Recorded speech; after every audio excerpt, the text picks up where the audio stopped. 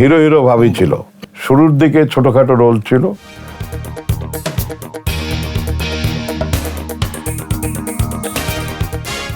দর্শকবৃন্দ, স্বাগত জানাচ্ছি রাইজিং বিডি স্পেশালে।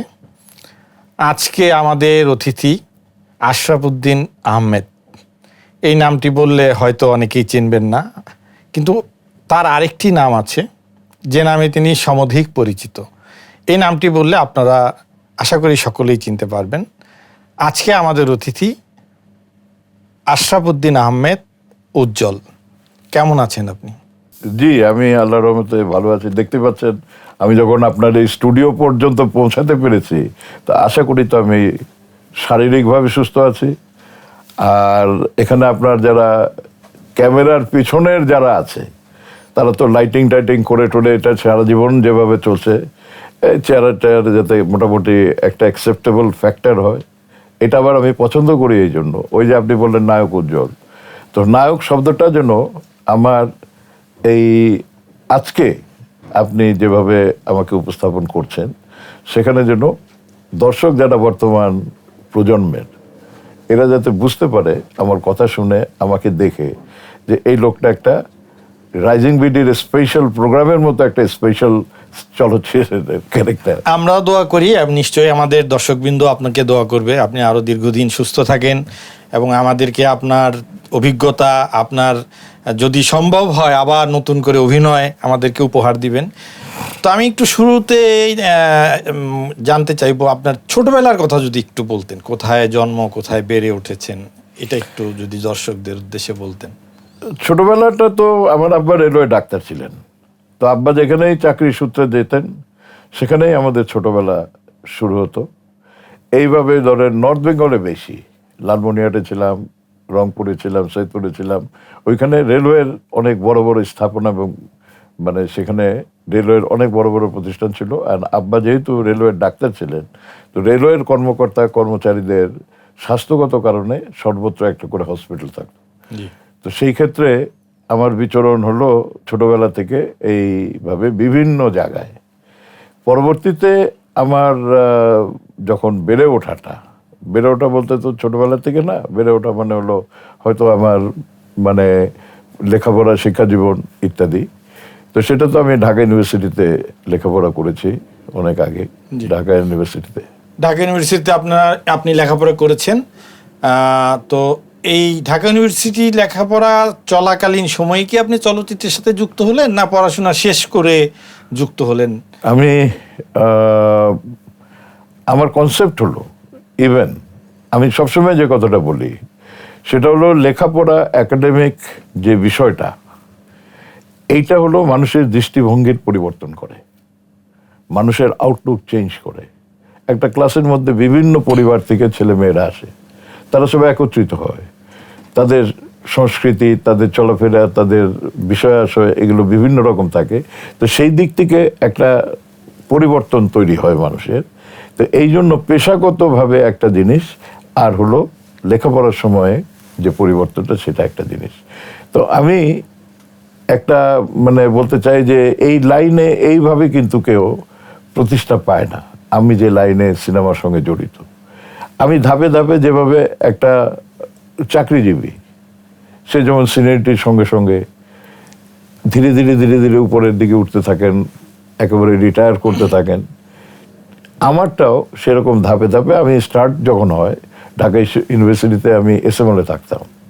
তো সেই সময়, এখন আর সেই রেওয়াজটা নাই, বছরের শেষে একটা সপ্তাহ হতো কালচারাল উইক। তো সেই কালচারাল উইকে নাটক হতো। তো নাটক হলে পরে আমি সেই নাটকের মধ্যে অন্যতম মেইন ক্যারেক্টার পারফর্ম করতাম। তো সেই সময় আমার যারা এসএমএলের ছাত্র আছে, যারা পরবর্তীতে মনে করেন এখনো দেশ পরিচালনা যারা করে, বড় বড় যারা কর্মকর্তা এবং প্রশাসনে, আর্মিতে, পুলিশে আছেন, তারা অধিকাংশ কিন্তু এসএমএলের ছাত্র। এটা আবার একটা অ্যাডভান্টেজ, এবং তারা সবাই আমাকে চিনে ওই নাটক করার কারণে। সেখান থেকে বেরিয়ে আমি টিএসসিতে নাটক করেছি। এরপরে তখন কিন্তু আপনার টেলিভিশনের এত ছিল না, একটাই চ্যানেল ছিল, জি, একটাই বিটিভিতে ছিল। ওই যেটা রাজুক ভবন, ভবনে। হ্যাঁ ওখানে। তো সেই কারণে রেডিওতেও তখন একটা নাটকের বিষয় ছিল, জি, বুধবারে নাটক হতো। বুধবারের নাটক হতো। তো সেই নাটকেও সুযোগ পাওয়ার জন্য পরীক্ষা দিতে হতো, টেলিভিশনের সুযোগ পাওয়ার জন্য পরীক্ষা দিতে হতো। আমি কিন্তু সবখানে অডিশন দিয়ে পাশ করে তারপরে নাটকের সুযোগ পেয়েছি। শুরুর দিকে ছোটোখাটো রোল ছিল, পরবর্তীতে গিয়ে আমার ওই কি বলবো এটাকে, প্রতিভা তো আর অত কিছু নাই, যতটুকু আছে সেটুকুতে আমি দর্শকদেরকে কনভিন্স করতে পেরেছি যে আমি বড় রোলেও অভিনয় করলে পরে সেটা গ্রহণযোগ্যতা পাবে। সেটা যারা নির্মাতা থাকতেন তারাও বুঝতে পেরে আমাকে ব্যবহার করেছেন। আর দর্শকের কাছে তো আমরা দর্শকের জন্য কাজ করি। তাহলে আমি এটা বলতে পারি যে আসলে আপনি এক ধরনের এই ছোটখাটো চরিত্র করার মধ্য দিয়ে অভিনয়টাকে রপ্ত করে নিয়েছেন, তারপরে আপনি বড় পর্দায় এসেছেন। এবং বড় পর্দায় আমি যদি ভুল না করে থাকি, আমার মনে হয় আপনার প্রথম ছবি বিনিময়। জি জি। তো যদি এই প্রথম ছবি সম্পর্কে একটু বলতেন। প্রথম ছবিটা হলো মানে এই তখন কিন্তু আমি খুব টেলিভিশনের একজন জনপ্রিয় অভিনেতা। 1970 সাল, সুভাষ দত্ত নতুন এক নায়ক খুঁজতেছিলেন তার ওই বিনিময় ছবির জন্য। এই ছবিটাতে যারা আর্টিস্ট টেকনিশিয়ান তারা সুপ্রতিষ্ঠিত। ছবির প্রযোজক ছিলেন হলো সত্য শাহ, যিনি সেই সময় অত্যন্ত জনপ্রিয় সঙ্গীত পরিচালক। তার স্ত্রী রমলা শাহ, উনি ছিলেন প্রযোজক। তারপরে সুভাষ দত্ত ডিরেক্টর, কবরী নায়িকা, আনোয়ার হোসেন, হাসমত, দিলীপ বিশাই, মানে অল, গোলাম মুস্তফা, সব বড় বড় সেই সময় যারা প্রতিষ্ঠিত সবাই। আমি একমাত্র নতুন হিসাবে সেই ছবিটাতে ছিলাম। ছবিটাতে সুযোগ পাওয়ার পেছনেও আমাদের জীবনটা, তার আগে আপনাকে একটু বলে দিতে চাই যে আজকের আমি যে এর পেছনে কিন্তু অনেক শ্রম আছে, অনেক কষ্ট আছে, অনেক ব্যর্থতা আছে, অনেক সফলতা আছে। এটা কিন্তু একটা সরল রেখায় জীবনটা, আমাদের পেশাগত জীবনটা চলে না। ঠিক একইভাবে আমি টেলিভিশনের, মঞ্চের, রেডিওর একজন খ্যাতিমান শিল্পী হওয়ার পরেও যখন সুভাষ দত্তের সঙ্গে দেখা হলো, ওনার প্রথম যেটা আমার কাছে অর্ডার, আমি অর্ডার শব্দটাই বলছি যেহেতু ওনারা তখন গুরুজন, উনি নির্দেশ দিলেন যে 4টা ছবি তুলে নিয়ে আসো, প্রোফাইলের 3/4 ফেস, তারপরে ফ্রন্ট ফেস। এখন কেন ছবি তুলতে বলছেন উনি, আমি তো আর সেটা জানি না। ঠিক আছে, আমি গেলাম নিউ মার্কেটে গিয়ে, তখন আক্স মামার একটা ফটোগ্রাফার ছিলেন, উনার ওখানে নর্মালি এই সমস্ত চলচ্চিত্রের লোকজন একটু মডেল টাইপের ফটোগ্রাফি, গ্ল্যামার ফটোগ্রাফির উনি এগুলো করতেন। তার ওখানে গেলাম, সে এরকম 3-4টা ছবি উঠালো। ছবিগুলো আমি দেখার পরে আমারও মনে হলো যে এরকম নাকি আমি। আসলে ছবিগুলোতে যেটা দেখা যাচ্ছিল সে ছবিগুলো হিরো হিরো ভাবেই ছিল। তো নিয়ে আসলাম, দেখালাম, অ্যান্ড উনি অ্যাপ্রুভ করে দিলেন। এই অ্যাপ্রুভালের পরে উনি অ্যাকসেপ্ট করলেন এবং 1 জানুয়ারি 1970 সালে এই ছবিটার মহরত হয়। বর্তমান যে এফডিসি, যেটা এখানেই কি ছবিটা? হ্যাঁ, তখন তো এফডিসি মানে একটা সরকারি প্রতিষ্ঠান। জি। এই কর্পোরেশনের কাছে ক্যামেরা আছে, রেডিও আছে, ফ্লোর আছে, লাইট আছে, এটাকে ফ্রিল্যান্স পিপলরা ইউজ করে। ইউজ করে এই ইউজাররা হচ্ছে কিন্তু হাইলাইটেড হয়। তো আমরা আবার যারা ইউজ করে বড় হয়েছি তারা আমরা এটাকে বলি যে ফিল্মের সূতিকাগার হলো এফডিসি, কারণ সেখানেই সব কিছু পাওয়া যেত। এবং এফডিসি ছাড়া আর কোথাও ফুল ফ্লেজেড স্টুডিও ছিল না। আমরা তো শুরুর দিকে আপনাকে রোমান্টিক নায়ক হিসেবেই পেয়েছি, তো বিনিময় থেকে শুরু। তারপরে আমার যতদূর মনে পড়ে, যতগুলো সিনেমা আমি আপনার দেখেছি, প্রায় প্রত্যেকটা সিনেমাতেই আপনি রোমান্টিক নায়ক হিসাবেই ছিলেন। তো এটা আসলে খুবই একটা কঠিন ব্যাপার। পৃথিবীর অনেক বড় বড় অভিনেতাও এই সাহসটি করেননি যে ইমেজ ভাঙা। তার যে একটা রোমান্টিক ইমেজ, সেখান থেকে সেই ইমেজ ভেঙে সে একটা মানে কি বলা যায় যে দুর্ধর্ষ চরিত্রে অভিনয় করবেন, বা এক ধরনের এটাকে কি বলবো যে ঠিক তার বিপরীত, অর্থাৎ যে সে যে রোমান্টিসিজমের বাইরে যে একটা মানে মারদাঙ্গা টাইপের একটা চরিত্র প্রতিষ্ঠা করা, সেই সাহসটা কিন্তু আপনি, আমার মনে হয় একমাত্র আপনি দেখিয়েছেন। জি, মানে যেটা আমি একটু বলি যে কেউ সাহস করে নাই, কারণ তাদের একটা ভয় ছিল যে দর্শকরা তাকে যে ইমেজে দেখে অভ্যস্ত, এর বাইরে গেলে যদি দর্শক তাকে না গ্রহণ করে। তো সেই সাহসটা আপনি দেখিয়েছেন। আমরা 80-র দশকে এসে আপনার এই যে কি বলা যায় অবস্থান পরিবর্তনটা আমরা লক্ষ্য করলাম।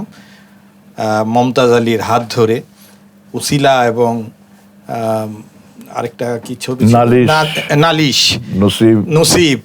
তো এই যে নালিশ নসিব বিনিময় থেকে শুরু করে নালিশ নসিবে আপনি যে রূপান্তর ঘটালেন, এই বিষয়ে আসলে তখনকার মানে কি পরিস্থিতিটা ছিল এবং দর্শকের কাছে গ্রহণযোগ্যতাটা কতটুকু ছিল? এর পেছনে বিরাট বড় কাহিনী আছে। মানে একটা শিল্পী, আমি যেটা বলি আর কি, এই পরিণত সময়ে আমাদের মূলধন হচ্ছে আমাদের ইমেজ। আমার যে ইমেজটা দীর্ঘ প্রক্রিয়ার ভিতর দিয়ে পর্দায় তৈরি হয়েছে। আমি সাধারণ মানুষের কাছে সেই ইমেজ দ্বারা সংজ্ঞায়িত। কিন্তু ব্যক্তিগতভাবে এখন আপনার সঙ্গে আমি যেমনভাবে কথা বলছি, কি আপনার এখানে আপনি আমন্ত্রণ জানিয়েছেন, আপনার সঙ্গে যেরকম সামাজিকভাবে আপনার সঙ্গে ইন্টারাক্ট হচ্ছে, কিন্তু যাদের সঙ্গে আমার ফিজিক্যালি কোনো সময় দেখা হয়নি, তাদের কাছে কিন্তু আমি যাচ্ছি থ্রু সিনেমা হল স্ক্রিন, আমার কর্মের ভিতর দিয়ে। তো সাধারণত ছবির নায়ক নায়িকা যারা হয়, তারা এরকম শুরুটা রোমান্টিকই হয়। বয়স কম থাকে, দেখতে শুনতে একটু চকলেট, আমরা চকলেট বয় কি একটা প্রেম, তার বেসিক কাজ তো খালি প্রেম করা। আর প্রেম করতে গিয়ে বাপ মার বকা খাওয়া, বাধার সৃষ্টি হওয়া, পরে শেষে দেখা গেল যে মিলন। এই হলো। তো সেইটা করতে গেলেই একটা ইনোসেন্স ব্যাপার। তো এটা ম্যাচিওর্ড হয়ে যাওয়ার পরে তখন মনে হয় যে এটা একটা ইনোসেন্ট একটা একটা ছেলে। ঠিক একইভাবে বিনিময় ছবিটাতে যেখানে শুরু করি আর কি, তো তখন আমার বয়সও কম, স্ক্রিনের যে বিষয় এবং আমার যে নাটক যেগুলো করে আমি চলচ্চিত্রে সামনে আসলাম, ক্যামেরার সামনে করতে করতে নিয়ে 70-এর পরে 71-এর মুক্তিযুদ্ধ। তো মুক্তিযুদ্ধ চলাকালীন সময়ে এই 70-এ খালি আমার একটি ছবি রিলিজ হলো বিনিময়, আর একটি ছবি রেডি হয়েছিল সমাধান, সেকেন্ড ছবি আজিজুর রহমানের, কিন্তু সেই ছবিটা মুক্তি পায়নি। মুক্তি পাওয়ার কথা ছিল 2 মার্চ। 7ই মার্চ নন কপারেশন হবে, এই কারণে মানে মুক্তি পায়নি। আরো অন্যান্য ছবির শুটিং চলছিল, কিন্তু কোনোটাই কমপ্লিট হয়নি। তো মুক্তিযুদ্ধ চলাকালীন সময় তো সবই বন্ধ। এরপরে যখন আমাদের কামকাজ শুরু হলো, সেই সময় থেকে আমার 1 বছর 2 বছরের মধ্যেই 74 সালে 1974 আমি একটা উপর থেকে জাম্প করতে গিয়ে অ্যাক্সিডেন্ট করি, পা ভেঙে যায়। পা ভেঙে গেলে আবার সেটা আমি 3 মাস 6 মাস, আর এর মধ্যে নানান ধরনের গুজব, ল্যাংড়া হয়ে গেছে, এটা হয়ে গেছে, ওটা হয়ে গেছে। সুতরাং কেউ আর সিনেমার নায়ক নায়িকা এর উপরে ভরসা করেই টোটাল প্রজেক্টটা হয়। তো সেখানে যদি কোনো ব্যাঘাত হয়, সেখানে যদি কোনো সমস্যা হয়, তাহলে আবার সেই প্রজেক্টটাই বন্ধ হয়ে যাবে। আমার ছবি টবি সব কমতে থাকলো। কমতে কমতে এমন জায়গায় চলে গেলাম, সেকেন্ড হিরো হয়ে গেলাম। 2-4টা ছবিতে আমি সাপোর্টিং হিরো। এইখান থেকে আমি চিন্তা করলাম যে আমি এখান থেকে ব্যাক করার তো কোনো আর মানে পরিস্থিতি পাচ্ছি না। তখন আমি চিন্তা করলাম যে আমার সঙ্গে কুদরত ছবি একটা মমতাজ আলীর, ওইখানে আমি সেকেন্ড হিরো। তো উনার সঙ্গে উনার ছবি ইমান, ওনার ছবি দেখে আমি খুব convince that he is a very big director. তো ডিরেক্টর, আমি যেটা বিশ্বাস করি, ডিরেক্টর হচ্ছে একজন শিল্পীর জন্মদাতা। পর্দার মধ্যে যে কর্মকাণ্ড করবে, ডিরেক্টর যদি না চায়, সেই শিল্পী কখনোই ওখানে পর্দার মধ্যে সেই সুযোগ পাবে না। কারণ সিকোয়েন্সগুলো, সিচুয়েশনগুলো বিল্ড আপ করা, স্টোরিটাকে ন্যারেট করা, সব তো ডিরেক্টরের কন্ট্রোলে। আমি যখন ওইটা করছি, তো দেখলাম যে উনাকে আমার দরকার, আমাকে যদি আবার দাঁড়াতে হয়। উনি যে ঘটনা ঘটালেন, উনি আসার পরে আমি জানি যে উনি তো আমাকে দিয়ে আবার ওই ইমেজ আলার ছবি টবি করাবেন। উনি এসে আমাকে প্রস্তাব দিলেন যে আপনাকে রোমান্টিক হিরো কে বানালো? আপনি তো রোমান্টিক হিরো কথা না, আপনি তো হবেন অ্যাকশন হিরো। আমার ব্যাকগ্রাউন্ড যেটা ইউনিভার্সিটি, নাটক, টিভি সমস্ত, আমার চিন্তা চেতনায় আমি অ্যাওয়ার্ড পাবো, আমি সম্মান পাবো।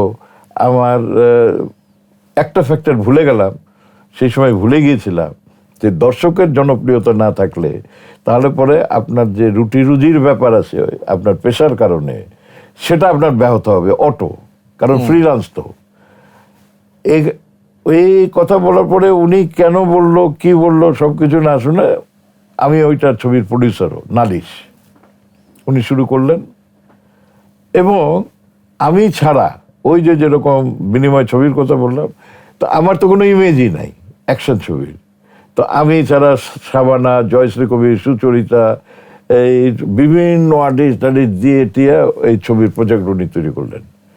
আমি ওর মধ্যে সবচেয়ে দুর্বল পয়েন্ট। দর্শক যদি রিজেক্ট করে দেয়, কিন্তু ছবির কেন্দ্রীয় চরিত্র আমার, তারপরে আমি শেষ, আমার টাকা পয়সা শেষ, আমার সমস্ত কিছু শেষ হয়ে যাবে।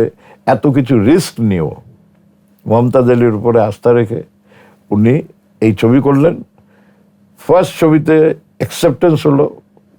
সেকেন্ড যে প্রজেক্টটা আমরা করলাম নসিব, এইটা ব্লকবাস্টার হিট হয়ে গেল এবং আমার ইমেজ রূপান্তরিত হয়ে গেল ইনটু এন, আপনি মেগাস্টার হয়ে গেলেন। তো মেগাস্টার সেটা আপনারা বানালেন, সেই জন্য এটা তো আর কোনো, আমার কাছে এটা হলো জনগণের, যারা যেভাবে সাংবাদিকরা যেভাবে ডিফাইন করে একটা বিশেষণ লাগিয়ে দিয়ে, এইভাবে আমি যদি আপনার সেই শব্দ যেটা আর কি মেগাস্টার, জি, তো সেটা হয়েছি। মেগাস্টারের চাইতে বড় হচ্ছে যে আজকের পরিণত যে সময়টা, এই সময়ে আমি মনে করি যে অভিনেতা, স্টার ক্ষণস্থায়ী, অভিনেতা হয়ে থাকা, ক্যামেরার সামনে দীর্ঘদিন কর্মকাণ্ড চালিয়ে যাওয়া, সেটা একটা বিশাল ব্যাপার, বিশাল প্রাপ্তি, বিশাল মানে অর্জন।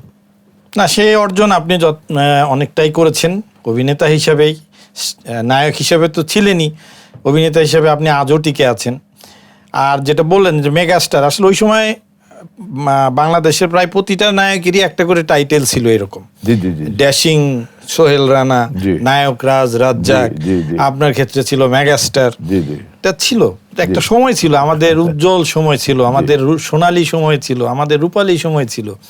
কিন্তু আজকের দিনে এই সিনেমা সম্পর্কে আপনি কি ভাবছেন? দেখেন, সিনেমা যেটা আমি বলি আর কি, যে সেটা হলো সংস্কৃতি, এটা কিন্তু আপনার কন্টিনিউয়াসলি পরিবর্তনশীল। আজকে আপনি যেখানে যে পরিবেশে আবার ইন্টারভিউ নিচ্ছেন, আমরা যখন নায়ক ছিলাম তখন তো সেই পরিবেশ, সেই জিনিস ছিল না। প্রযুক্তি যেটা অ্যাড হয়েছে এখন সারা পৃথিবীতে, শুধু চলচ্চিত্র না, সর্বক্ষেত্রে এটা একটা বিপ্লব ঘটিয়ে দিয়েছে। এই বিপ্লবের মধ্যে আমরা অ্যাকচুয়ালি নেক্সট জেনারেশন যেটা, তাদের ভিতরে এই প্রযুক্তির ব্যবহারটাকে আমরা ইনসার্ট করতে পারিনি। কারণ সরকার কিংবা পলিসি মেকার যারা থাকে দেশের, আমাদের চলচ্চিত্রটা সম্পূর্ণভাবে সরকারের নিয়ন্ত্রণে, এফডিসি সরকারের, সেন্সর বোর্ড সরকারের, সিনেমা কি হবে না হবে, সমস্ত ট্যাক্সেশন পলিসি, এভরিথিং, ট্যাক্স হবে কি না, প্রণোদনা হবে কি না, কোথায় রিলিফ দিবে, কোথায় অনুদান দিবে ইত্যাদি সমস্ত সরকারি সিদ্ধান্ত। তো সরকারের এই দীর্ঘ প্রযুক্তির পরিবর্তনের পরে সেইভাবে আর সরকার স্টুডিওকে সাজাইতে পারেনি।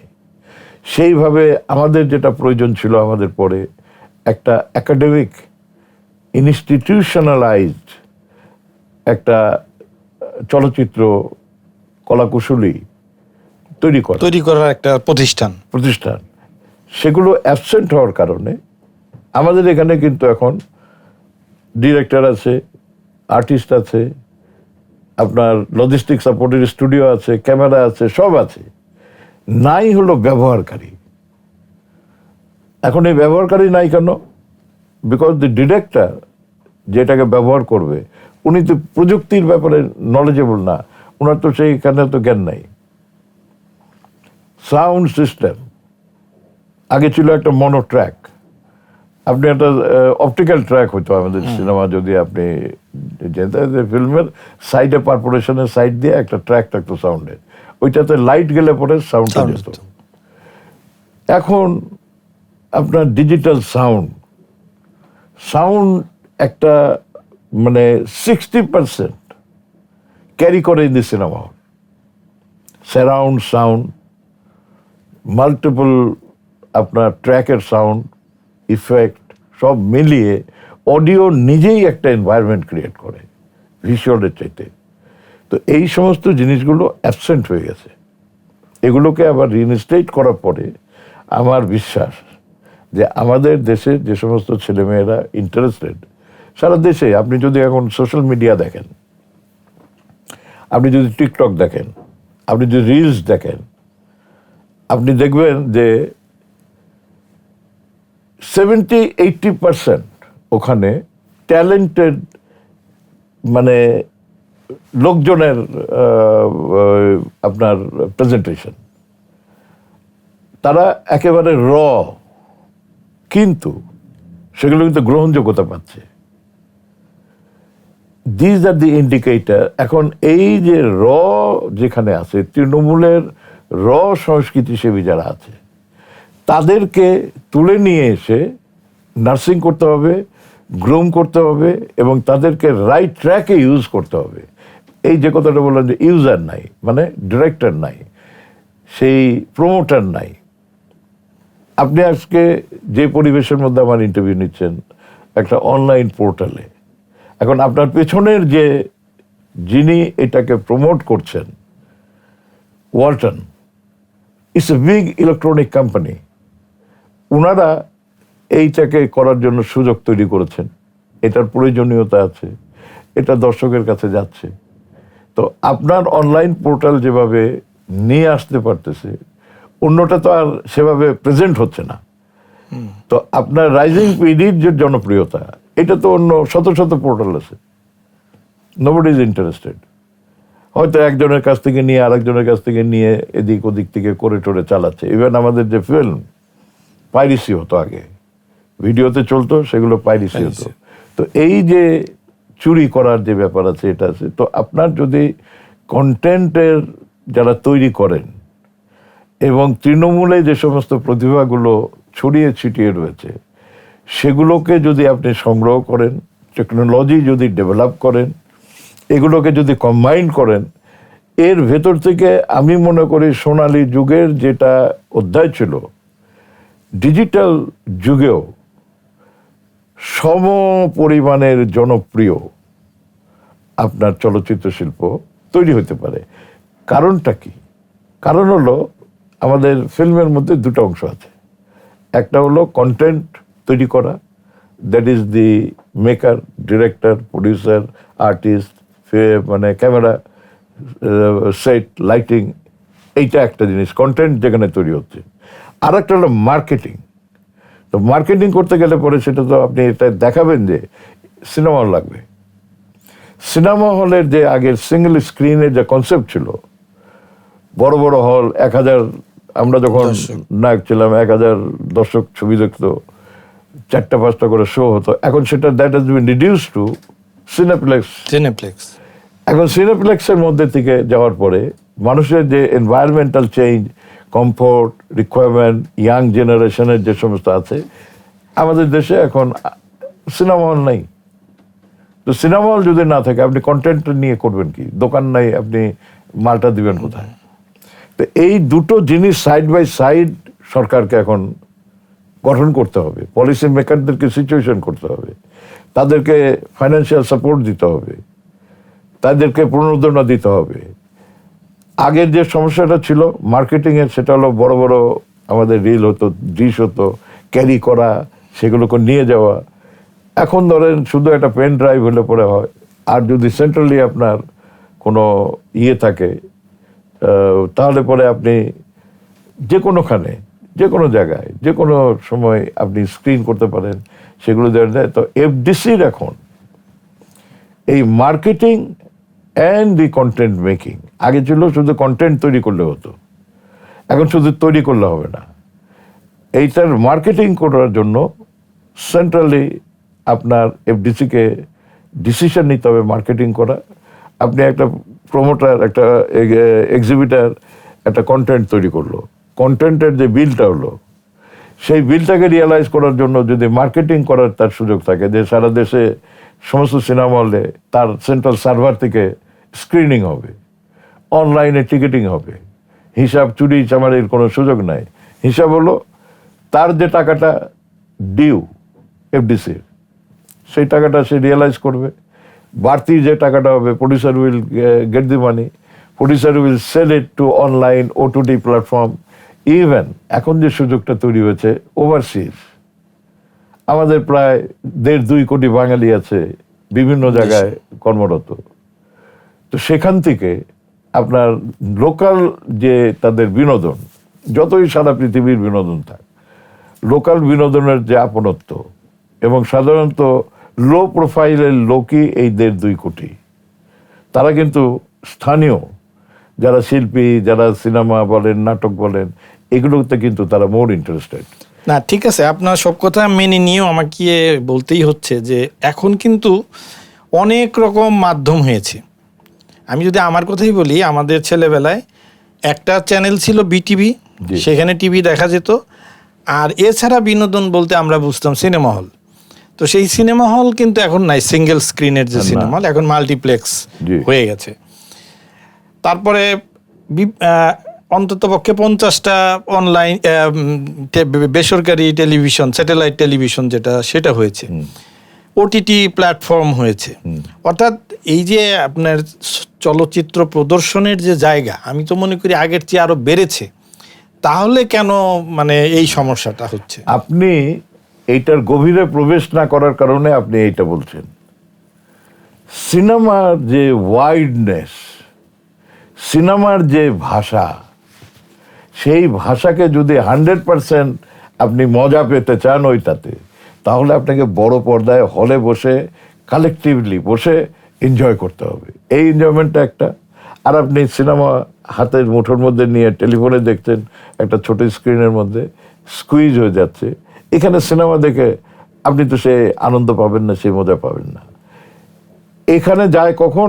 সিনেমা হল থেকে যখন স্ক্রিনিং ব্যবসাটা শেষ হয়, এরপরে ওটিটিতে যায়, এরপরে জেনারেল মনে করেন মানুষজন দেখতে থাকে। সেটা প্রচারের ক্ষেত্রে ঠিক আছে, যে আমি একটা প্রোডাক্ট তৈরি করেছি, কন্টেন্ট তৈরি করে দেখলো লোকজনে, ফ্রি দেখলো, তাতে কি গেল আসলো। আমার যদি মার্কেটিং হয়ে যায়, তো আমি যে কথাটা বলছি যে সিনেমাকে সিনেমা হলে দেখাইতে হবে। ওটিটি নাটক টেলিভিশনে দেখান, ওটিটিতে দেখাবেন তো ছোট স্ক্রিনে, টেলিভিশনের স্ক্রিনে, সুতরাং সেটা সেখানে থাকবে। এখনো যে বিষয়টা, যে প্রাইভেট টিভি চ্যানেল বললেন কি ওটিটি বললেন, আপনার 24 ঘন্টার মধ্যে আমার হিসাবে তো প্রায় 15-16 ঘন্টায় তো থাকে সিনেমা। তো সিনেমা বিবর্জিত কিছুই তো নাই। তো সেই সিনেমাটাকে আপনি যদি কারেন্ট সিনেমাটাকে ওখানে রিপ্লেস করতে পারেন, তাতে দর্শকেরও আনন্দটা বেড়ে যাবে, যে লোকটা কন্টেন্টটা তৈরি করলো, যে ইনভেস্টার, তারও ইনকামটা বেড়ে যাবে। আর ক্রিয়েটিভিটি যেটা, সেখানে এই যে সেক্টরটা, সেই সেক্টরটা একটা কালারফুল ক্রিয়েটিভ জবের ভিতরে থাকবে, তখন দেখবেন যে আগে যেমন একজন ডাইরেক্টর নাম, তারাও একটা স্টার হতো। খানাতা, জহিরান, মমতাজ আলী, সুভাষ দত্ত, তারপরে এতেশা, মুস্তাফিজ। এখানে আর্টিস্ট কে আছে, রমান স্বর্ণ আছে না উজ্জ্বল আছে না কে আছে, সেটা আবার উনাদের নামেও মানে স্টার ছিল তারা। আবারও আমাদের সেই সোনালী দিন ফেরত আসবে এবং শুধুমাত্র নায়ক নায়িকারাই স্টার হবে তা না, পরিচালক, গীতিকার, অনেক সময় আমরা দেখেছি যে অনেক গীতিকাররাও স্টার, জি জি জি। এবং প্লেব্যাক যারা করতেন তাদের কথা তো হ্যাঁ, বলাই বাহুল্য। right. এখনো সেই 50-60 বছর আগের 40 বছর আগের সিনেমার গান আমরা শুনি। জি। তো সেই সব প্রত্যাশা আমাদের থাকবে, সিনেমার সুদিন আবার ফেরত আসবে।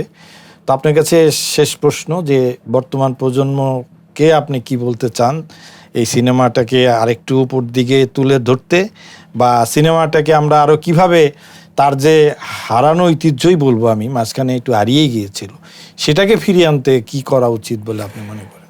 দেখেন, সময়ের সঙ্গে সঙ্গে সবকিছু পরিবর্তন হয়। বিশেষ করে সিনেমার যারা দর্শক ছিল তাদের কিন্তু পরিবর্তন হয়েছে।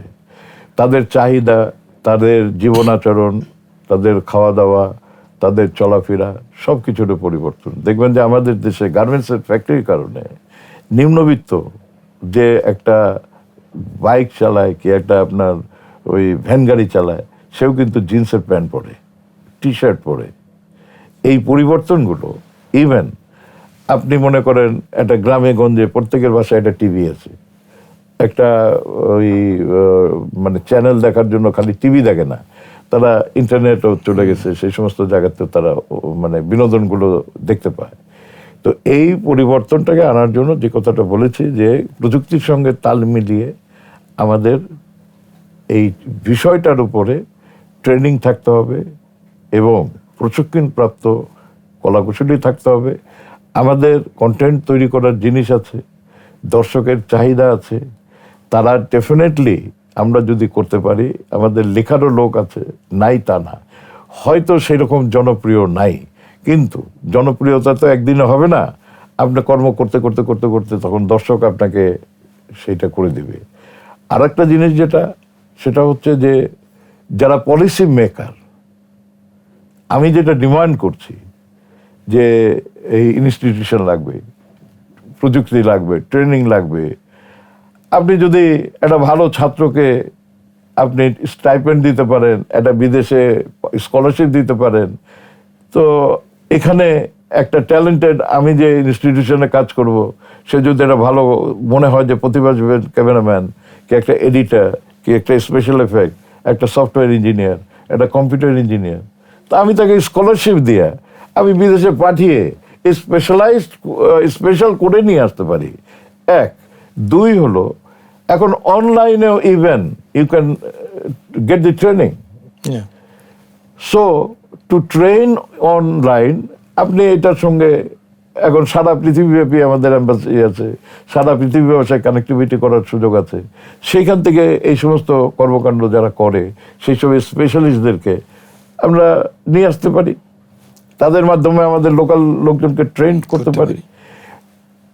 সব কিছুর মূলে একটাই কথা হলো যে আপনার যদি টার্গেট, লক্ষ্য যদি থাকে যে এই জায়গাটার আমি উন্নয়ন করব, এই সিনেমা ইন্ডাস্ট্রির আমি উন্নয়ন করব, এটা যদি পলিসি মেকারের কাছে যদি থাকে, তাহলে পরে আমি মনে করি যে ডেফিনেটলি ইট ইজ পসিবল।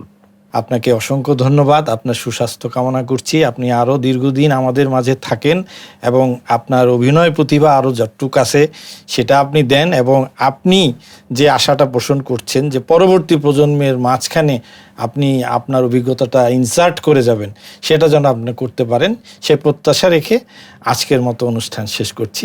আপনাকে ধন্যবাদ যে আপনি একটা এত সুন্দর পরিবেশের মধ্যে দুটো কথা বলতে পারলাম। আপনার যারা এই রাইজিং বিডির মানে ভক্ত, এখন ভক্ত শব্দটাই বলছি আর কি, আমাদের আগে শো বিজনেস এটা ব্যবহার হতো, এখন যারা পড়েন, যারা দেখেন এই অনলাইন পোর্টালগুলোকে, এবং অনলাইন পোর্টালেই সবচাইতে ফাস্টেস্ট, সবচাইতে গতিশীল কিন্তু হলো ইনফরমেশনগুলো মানুষের কাছে যায়।